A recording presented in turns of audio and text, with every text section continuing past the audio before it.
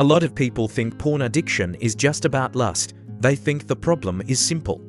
You want sex too much, you have no discipline, you are weak, you are dirty, so the solution becomes simple too. Just stop, try harder, be stronger. But if it were that simple, a lot more people would already be free. Because for many people, porn addiction is not just about lust.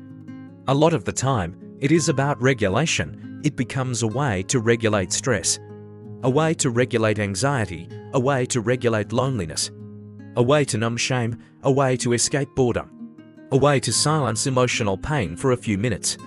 And that is why the cycle gets so confusing. You relapse, and afterward you feel guilty. So you promise yourself you will never do it again. Then a hard day comes, or you feel rejected, or tired, or empty, or overwhelmed.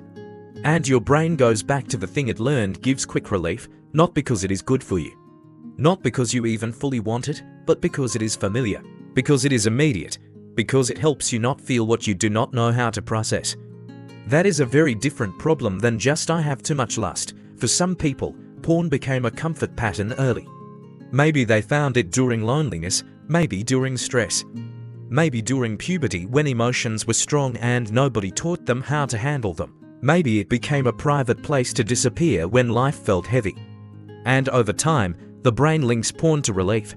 So now the trigger is not always sexual desire. Sometimes the trigger is insecurity. Sometimes it is frustration. Sometimes it is self-hate. Sometimes it is feeling unwanted. Sometimes it is failure. Sometimes it is simply feeling emotionally flooded and wanting a fast off switch. That is why shame usually makes it worse. Because shame does not calm the nervous system, it overloads it. You relapse.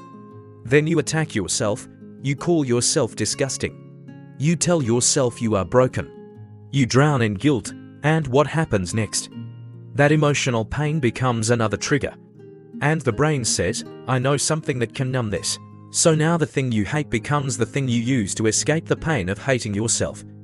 That is why this battle feels so twisted for so many people. Now let me be clear.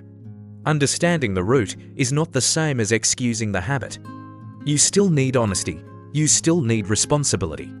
You still need boundaries. You still need change. But change becomes more real when you stop treating yourself like a monster and start getting curious about the pattern. Instead of only asking, why am I so weak? Ask, what am I trying to escape right before I open it? Instead of only saying, I need more discipline, also ask, what emotion do I keep refusing to sit with? Instead of only counting streaks, start tracking states. Were you stressed, lonely, rejected, bored, ashamed, restless, overstimulated, emotionally numb? Because the urge often makes more sense when you look at what happened before it. And this matters because if porn became emotional anesthesia, then healing has to include more than willpower. It has to include replacement, not fake productivity. Not just staying busy, real replacement. Learning how to pause without panicking, learning how to feel without instantly escaping.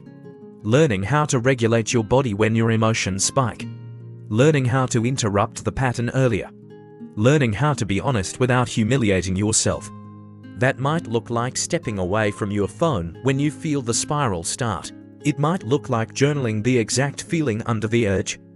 It might look like calling the moment what it really is, not lust, but loneliness.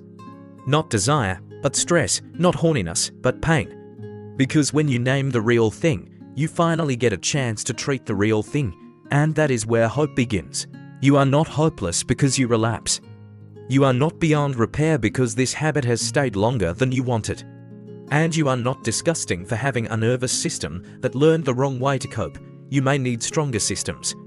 You may need better boundaries. You may need support. You may need honesty that cuts deeper than excuses. But you also need compassion that is strong enough to tell the truth without crushing your spirit. Porn addiction is not always just about lust. Sometimes lust is only the doorway. Sometimes the real roots are pain, loneliness, shame, pressure, and escape. So do not just ask, how do I stop watching? Also ask, what is this habit doing for me emotionally? Because when you understand that, you stop fighting only the surface, and that is where real healing starts.